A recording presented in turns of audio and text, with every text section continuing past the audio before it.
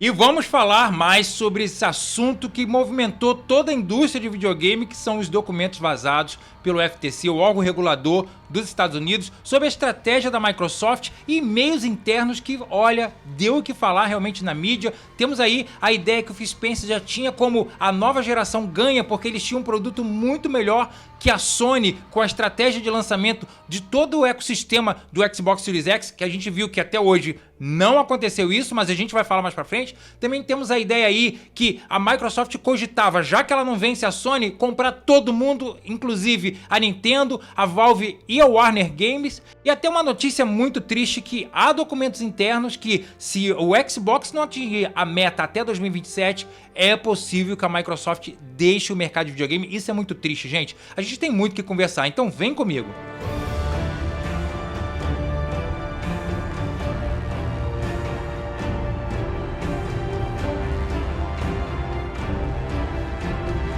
Caros amigos gamers, André Vandoni aqui com vocês. Vamos falar sobre essas notícias bombásticas. Eu preciso dar minha opinião, porque como dono de Xbox, como usuário da Microsoft ali, desde 2007 com o Xbox 360, mas antes disso também tive o Xbox clássico lá por volta de 2001, 2002, e agora também tendo aí em casa o Xbox Series X, o monstro de 12 teraflops. É importante eu dar minha opinião aqui, porque eu também tenho uma visão de mercado. Eu não quero jamais que a Microsoft saia. É muito legal ver aí três opções no mercado de videogame. A gente tem a Nintendo aí, a gente tem a Sony, a gente tem a Microsoft brigando pela atenção do seu público. Isso é importantíssimo. Jamais eu quero a destruição da Microsoft, eu quero que ela se dê bem, mas parece que tudo que a Microsoft tenta fazer em prol de elevar a marca Xbox e botar ele como número 1 do mundo, o tiro sempre sai pela culatra. Vamos começar então aqui essas matérias. Vocês já estão vendo aí na tela, ó. FTC culpa a Microsoft por vazar informações sobre o Xbox por meio de documentos. Pois é, a treta toda é que isso entrou na madrugada de segunda para terça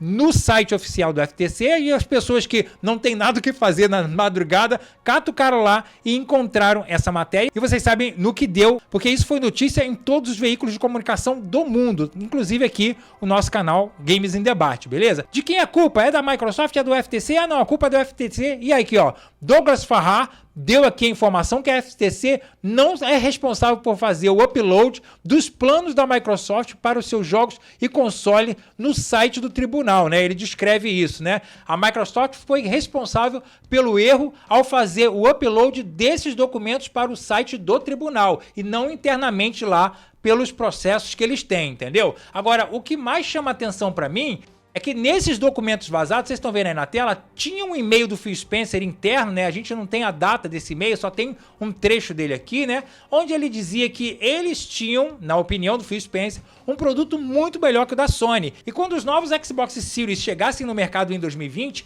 ia ser um grande sucesso para a Microsoft. Veja aqui, ó. Todos nós vivemos 7 anos iniciando uma geração com desvantagem em preço, em desempenho em relação ao PlayStation 4 com o Xbox One.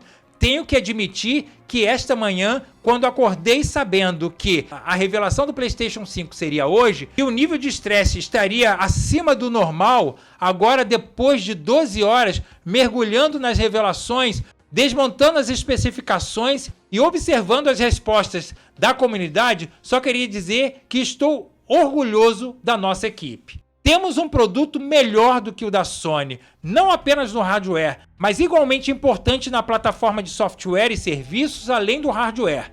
Senti o feedback da discussão dos nossos desenvolvedores sobre estarem muito confiantes e talvez isso apenas reforce a percepção. Sinto a necessidade de estar humildemente confiante, mas hoje foi um bom dia para nós. Eu acho que o Phil Spencer estava completamente certo pensando na ideia do hardware que ele criou para o Xbox, com toda a capacidade computacional que o console tem, isso não é mentira, com toda a estrutura e característica e os erros que eles cometeram na geração passada sendo completamente visualizados e corrigidos a ideia dele, tá? Então, um console robusto, um console silencioso, um console mais potente, um console com capacidade computacional muito superior, com 12 teraflops, com a nova tecnologia de velocidade chamada Velocity Architecture deles, com SSD super top, né? Ou seja, não tem nada para o Xbox perder, a não ser uma coisa, a incapacidade interna da própria Microsoft de gerir a divisão Xbox, principalmente por parte do Phil Spencer, que a gente vai ver aí nos próximos e-mails aqui,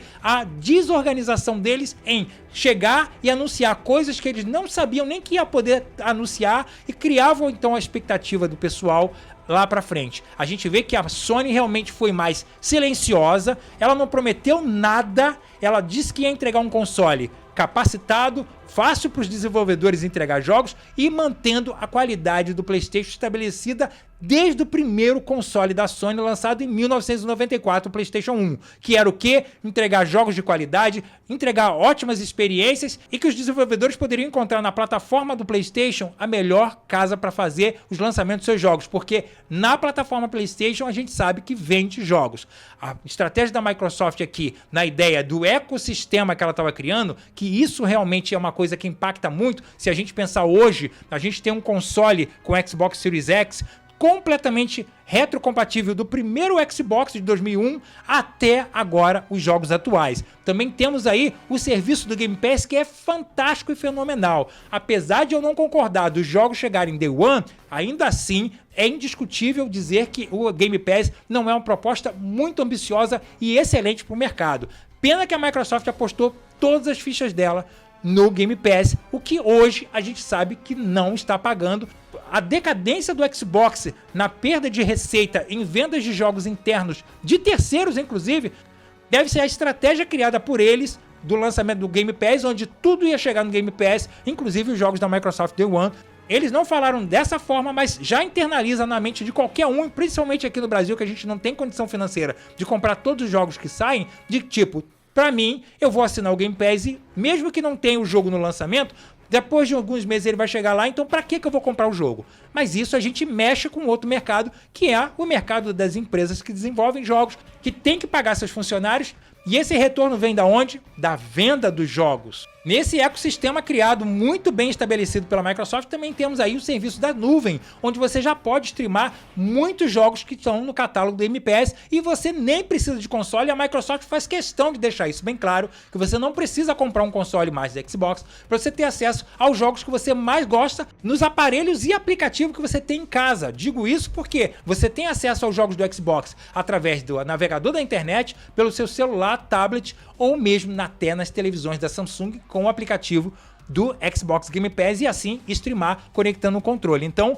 a estratégia de marketing da Microsoft, que o Phil Spencer estava ali já vendendo como o sucesso, a gente viu que não é. O Xbox não está vendendo bem, apesar de ele ter vendido muito melhor do que os primeiros anos do Xbox One, isso é inegável. Até no Japão ele ganhou muito mercado, isso é inegável, mas a estratégia geral do Xbox não está se pagando. A Microsoft continua tendo prejuízo na fabricação do console e agora vocês veem aí, no último programa que eu fiz, já tem um novo projeto de um novo Xbox com o codename Brooklyn, né? Que é aquela versão cilíndrica sem o leitor de Blu-ray, ou seja, vai ficar focado somente para mídia digital e os serviços de streaming e o Game Pass, sem nenhum problema com isso, mas que já vai descontinuar completamente a fabricação dos consoles Xbox Series X, que ainda tem leitor de vídeo, e a gente sabe que no mundo todo tem muita gente que ainda compra mídia física, ou tem muita mídia física, e diferente do PlayStation da Sony, que não é compatível com jogos de PlayStation 1, PlayStation 2, PlayStation 3, né?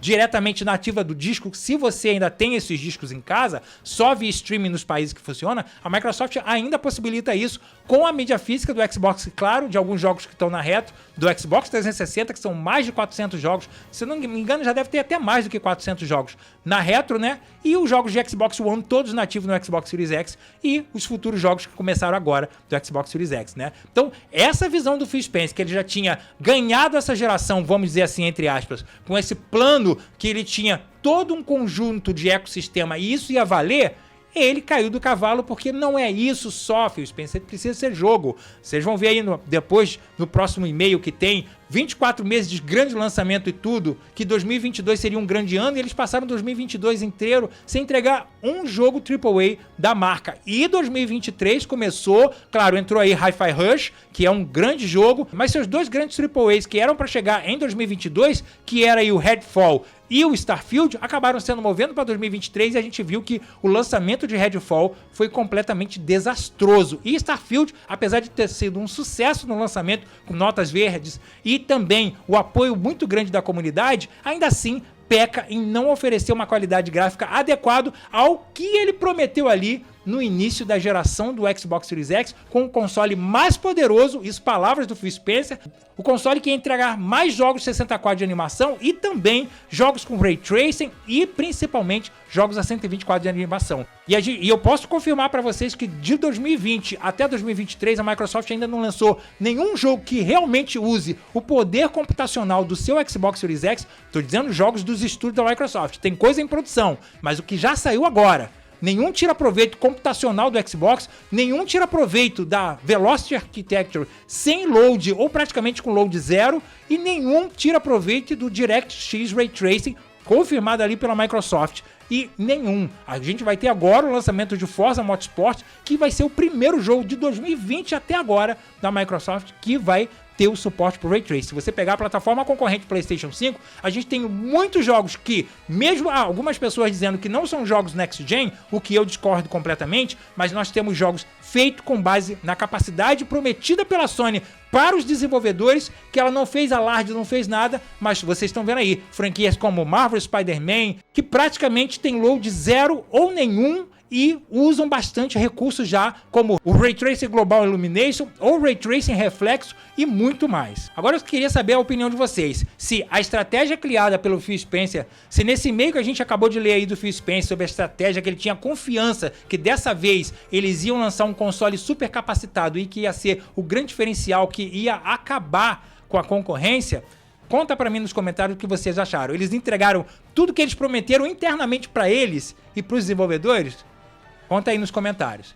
Bem, a próxima parte aqui era um dos documentos vazados que dizia que a Microsoft tinha planos de comprar aí não só a ZeniMax Bethesda ou a Activision, mas também a Nintendo, a Valve e também a Warner Gamer. Tudo isso no intuito de fortalecer cada vez mais esse ecossistema de serviços de assinatura e o seu serviço de streaming na nuvem com o Xbox Game Pass, entendeu? Então, isso acabou não indo pra frente. A gente tá vendo aí que todos os estúdios que a Microsoft comprou até agora, nenhum tinha um projeto grandioso pronto na manga, ou os que tinham não foi tão grandioso, ou os que ainda estão em desenvolvimento não tem data prevista para lançar. A gente tem grandes jogos, eu tô esperando muito ali o Hellblade 2, acho que vai ser um grande jogo, gostei muito do primeiro, mas não temos prazo de lançamento ainda para ele. Alguma coisa em 2024, mas será que vai chegar mesmo em 2024? Sabe que é complicado o mundo dos games hoje, né? Essa estratégia da Microsoft comprar tudo quanto é estúdio de videogame para ter todos os seus catálogos aprimorados nesse seu novo ecossistema, e tendo como uma proposta desesperadora de tentar vencer a Sony de qualquer maneira. A gente sabe que isso já foi cogitado pelo Phil Spencer em outros documentos que vazaram, nesse conjunto de provas que ela tem que mandar ali pro FTC, visto que ela comprou estúdios menores, ela comprou a ZeniMax inteira com vários estúdios, incluindo a Bethesda, e ela agora tá querendo comprar a Activision Blizzard para fortalecer seu portfólio.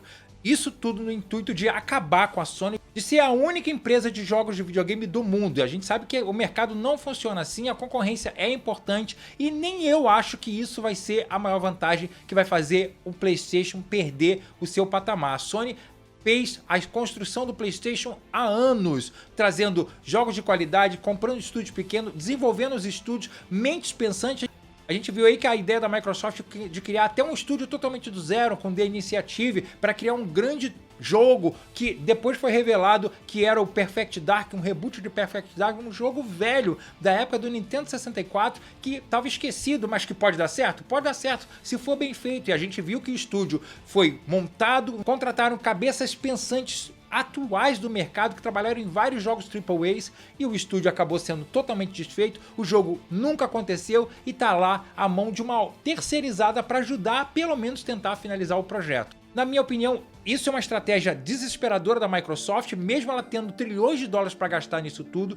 Eu acho que nem isso faria o Xbox ser o melhor ou maior console do planeta. Ela precisa focar no que ela já tem, desenvolver o que ela já tem e evitar os erros, como eu comentei aí, de criar propostas de jogos para ser lançado e os jogos nem atender à especificação técnica do console que ela gastou milhões para desenvolver e colocar no mercado para o seu consumidor.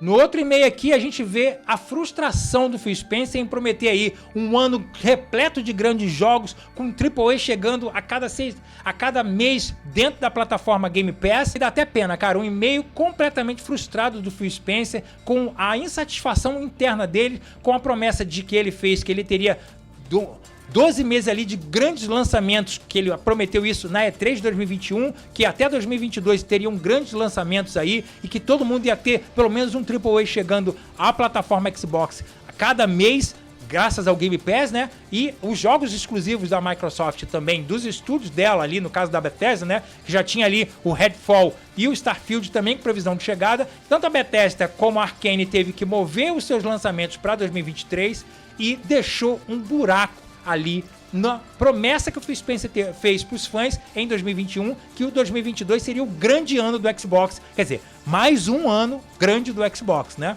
E vocês estão vendo aí na tela agora, cara, eu não quero nem ler porque dá tristeza, sabe? Porque eu, como fã de Xbox, acreditando sempre nas promessas do Phil Spencer, eu sei o que eu passei de você ver todo ano aquela coisa, não, essa vai ser a maior E3 do Xbox. A gente viu um monte de jogos que era multiplataforma e os grandes jogos que eu queria ver que elevasse a plataforma Xbox, acabava que nunca chegava. E não foi diferente em 2022, agora com um projeto um pouco melhor em 2023. Tudo bem que dentro do Game Pass chegou jogos de terceiros ali, como a gente teve aí a Plague Tale Requiem e outros jogos chegaram que foi uma vantagem muito legal, não tô negando disso. Mas e os jogos AAA da casa, e os jogos feitos pelos estúdios da casa que vão tirar melhor proveito da sua plataforma?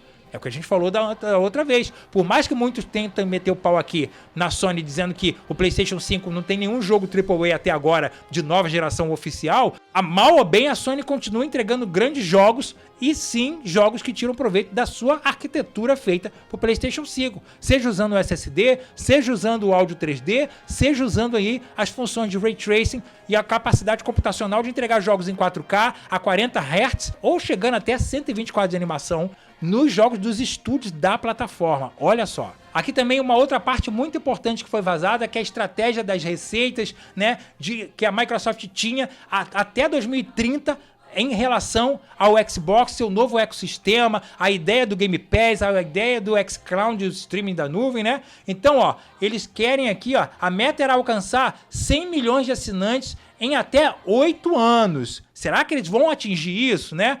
Com esse déficit de não lançar jogo bom, de ter demora no lançamento, e quando o jogo chega é um jogo meio datado, é um jogo que não entrega o potencial do console. A gente tá sabendo disso tudo, né? E ela tem um projeto aqui que envolve muita coisa, não só os consoles, mas também todo esse ecossistema, que é o serviço de assinatura e os jogos na nuvem, entendeu? E dado todos esses dados e as frustrações e todos os erros cometidos aí desde o início da geração com a chegada do Xbox Series S e Series X que não entregam o prometido, os desenvolvedores têm um trabalho muito grande de fazer um jogo quando é multiplataforma e nele sair mais correto, mais perfeito do que a plataforma concorrente PlayStation 5, né? Tá aqui, ó, Microsoft cogita inclusive sair do mercado de jogos se o Game Pass não crescer o suficiente até 2027. Ou seja, a estratégia da Microsoft é o Game Pass. O Game Pass tem que dar certo. Os serviços de assinatura tem que ser a estratégia da Microsoft. E eu não digo que eles estão errados não, porque se você for parar para pensar, desde a chegada do Xbox em 2001, a Sony quando entrou no mercado de games em 1994 com o PlayStation 1, a tentativa dela era se tornar melhores e maiores fabricantes de console e de entregar jogos grandiosos, porque até então esse título era detido pela Nintendo e, em segundo plano, a Sega. Quando a Sony entrou, principalmente na geração do PlayStation 2, que foi o console mais vendido de todos os tempos, mais de 150 milhões de consoles vendidos até hoje, né? A Sony estabeleceu um novo patamar e fez com que a Sega desistisse do mercado. E saísse uma pena, porque eu sou Sega maníaco, eu gosto muito, era a empresa do meu coração, é até hoje. Fico triste de não ter aí a Sega guerreando aqui no mercado, também com grande console, né? Ela conseguiu destronar essa liderança da Nintendo, e a Nintendo acabou se tornando uma secundária, e nesse meio tempo também chegava ali o Xbox clássico em 2001 para competir nesse novo mercado de Sony, Nintendo e agora a novata Microsoft, né? E a Microsoft fez um trabalho muito grande, ela trouxe muitas inovações, né? Que a gente vê que tanto a Nintendo como a Sony seguiram até hoje, mas a Sony e a Nintendo, como o próprio Phil Spencer disse naquela entrevista que ele deu pro Kinda Funny, com aquele lançamento desastroso do Redfall, fazem o seu trabalho de casa direitinho, coisa que a Microsoft parece não fazer. E qual é o trabalho de casa? É entregar um console e dar ferramenta para os desenvolvedores fazer seus jogos fácil, simples, de maneira rápida e eficiente, e principalmente seus estudos internos entregarem novos jogos, novas experiências, arriscar investir dinheiro em novas IPs, e essas IPs algumas vezes dá certo ou não, mas não interessa, tal movimento do mercado para manter sempre a galera que escolheu aquela plataforma feliz e contente. É o que a Microsoft menos faz. Ela promete, lança uma pencaiada de controle, mas jogo que é bom para você jogar em cada um desses controles que ela lança, todo mês ela lança 2, 3, 4 controles, não tem, né? Essa é a grande verdade. Então, eu acho que a visão que eles estão tendo agora de focar no serviço pode dar certo no futuro se eles investirem em jogos grandiosos chegando na plataforma de serviço, né? Visto que eles também não fazem mais questão, como eu falei anteriormente, de você ter que correr e comprar um console para jogar. Eles querem que você pague a assinatura e jogue no dispositivo que você tem. É do PC? É no celular? É na televisão? Ou se você comprou o Xbox, beleza, não importa. O negócio é você assinar o serviço. Essa ideia que a Microsoft tem de sempre estar tentando competir com a Sony já não é mais para acontecer. A Nintendo tentou competir com a Sony no Play 1, no Play 2, no Play 3 ela viu que não tinha como competir e ela foi para um outro lado do mercado, criando um console mais simples, com menos recursos gráficos, mas focado num público que, na época, Microsoft e Sony já tinha meio que deixado para trás, que era o público mais casual, um pai, um avô, que talvez gostasse de videogame na adolescência, mas que os jogos novos, esses jogos com mais foco no multiplayer, foco mais hardcore, o que seja, não interessaria para esse público mais casual. E a Nintendo deu certo com o Nintendo Wii, que acabou sendo o console mais vendido daquela geração Play 3, Xbox 360. O Nintendo Wii foi o que mais vendeu, e agora a gente vê que ela acerta de novo com o lançamento do Nintendo Switch, que desde 2017, um console fraco, sem teraflop, sem ray tracing, sem 4K, sem nada. Mas ele tem uma proposta única de ser híbrido, de você jogar local ou em qualquer lugar, e o melhor, tendo os recursos atuais, que é você jogar com um amigo, baixar jogo, comprar jogo numa loja digital, que a Microsoft criou e estabeleceu isso lá no Xbox clássico e no Xbox 360, e que, como eu falei hoje, Sony e Nintendo seguem esses passos. Então eu acho que esse caminho que a Microsoft está querendo trilhar, focado somente no serviço, que você não precisa nem comprar um console, você pode jogar a marca Xbox aonde você quiser, no aplicativo que você tiver, no aparelho que tiver, pode dar certo sim, mas eles precisam parar de engambelar o pessoal e entregar o que o pessoal quer, o que o seu público quer. Jogo de qualidade, jogo que tira o proveito da nuvem, jogo que tira o proveito do servidor, que ela paga milhões para ter esse ativo, jogos que entreguem realmente o potencial prometido no console Xbox Series X, um monstro de 12 teraflop. É o que eu queria ver e é o que eu espero que aconteça a partir de 2024. Com mais jogos chegando aí, AAA da casa, e que tire realmente proveito. Porque, na minha opinião, não vai adiantar lançar um console híbrido aí, ou um console focado só no streaming, como essa nova plataforma que é o Codename Brooklyn, né? Sem nenhuma entrada de mídia física, se os desenvolvedores da casa, dos estúdios da Microsoft, não conseguirem entregar qualidade prometida nos gráficos, na computação gráfica, no Ray Tracing, no Velocity Architecture, o que seja. Bom, meus amigos, é isso aí. Eu vou terminar esse vídeo colocando mais um ponto de pensamento relacionado àquele e-mail lá que o Phil Spencer escreveu para todo mundo, dizendo que agora ele estava confiante que os seus novos consoles Xbox Series seriam um sucesso mundial. Tudo que a Sony apresentou até então, na visão dele, não fazia jus à plataforma, ao ecossistema, tudo que eles tinham na mão. Agora, para pensar que o Xbox foi lançado em 2020, sem nenhum jogo exclusivo, o grande jogo de lançamento que acompanharia o console, que era o Halo Infinite, foi lançado com um ano depois e o jogo chegou todo quebrado e não era entregue, mais uma vez, a proposta computacional que o console poderia fazer. Outros jogos que ela fez acordo de exclusividade que chegariam no console também junto, no caso ali The Medium, chegou com um mês ou quase 2 do lançamento do console. Até hoje não temos nenhum console que tenha entregado Até hoje não tem nenhum jogo do Xbox original dos estúdios da Microsoft que não entregue load times e que tenha aí recursos como o DirectX Ray Tracing. Não temos, tá? O Starfield não entrega isso, o Redfall também não entregou, e mesmo ela atualizando o Gears 5 na época do lançamento, não justifica. A gente queria uma experiência AAA nova, exclusiva para nova geração, beleza? Então, não foi entregue. A Sony já tinha uma estratégia totalmente pronta para o seu PlayStation 5 e para o seu lançamento, mesmo sendo jogos com estadia temporária de 1 ano no PlayStation 5, a Sony fez uma estratégia muito grande com vários estúdios, e a gente sabe que até mesmo a ZeniMax, a Bethesda, tinha ali acordos, como os jogos Deathloop e o Ghostwire Tokyo, que hoje faz parte de um estúdio da Microsoft, mas já tinha um contrato de exclusividade para chegar primeiro nos consoles PlayStation. O próprio Starfield estava sendo negociado ainda dentro da Bethesda para também ser um console exclusivo de PlayStation 5. E a gente viu aí que a Square Enix lançou o Final Fantasy XVI como console exclusivo de PlayStation 5 e também agora a chegada aí de Baldur's Gate 3 como console exclusivo de PlayStation 5 e PC, que vai, claro, chegar na plataforma Xbox depois, mas que agora é importante para os donos de PlayStation saber que mesmo o estúdio da Sony em 2023 tá mais lentinho, né? Não entregaram grandes jogos, vai ficar agora por Marvel Spider-Man 2 agora em outubro, mas ainda assim a Sony não deixou a plataforma sem jogos exclusivos que só teria na plataforma PlayStation. Agora, por que a Microsoft não tinha jogos de estúdios parceiros, como ele disse ali, que o feedback dos estúdios parceiros no kit de desenvolvimento do Xbox Series, quando foi apresentado, foi super positivo? Por que a Microsoft não tinha uma estratégia similar de ter jogos AAA chegando no seu lançamento, ou no ano seguinte, ou nos anos que se seguissem, como aconteceu aqui com o PlayStation 5, e deixando então mais um gás para os estúdios dela trabalharem internamente e fazer jogos com melhor qualidade, entregar verdadeiros novos jogos com experiência melhor?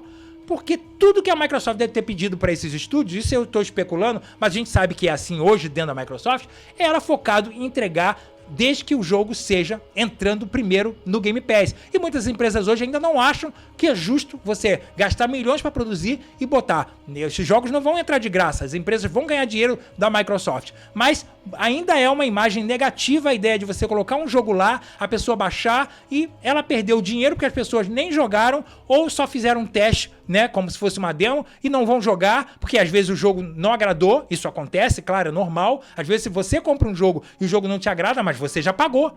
Muitas vezes a gente sabe que tem políticas que não devolvem dinheiro, e aí? Fica com esse jogo ruim. Imagina quem comprou aquele Marvel Avengers no lançamento, aquele jogo ruim pra caramba da Square Enix. Então, mas comprou, já era, tá comprado, se vira nos 30. Tentou melhorar aí por 2 anos aí a proposta do jogo, mas aí ó, o jogo vai ser descontinuado agora, vai parar de vender digitalmente. Estão correndo aí botando R$19 pra você comprar o jogo se ainda quiser ter essa experiência. Eu fui ver ali pra ver se valia R$19. Cara, não vale não gostei. Olha que eu jogo...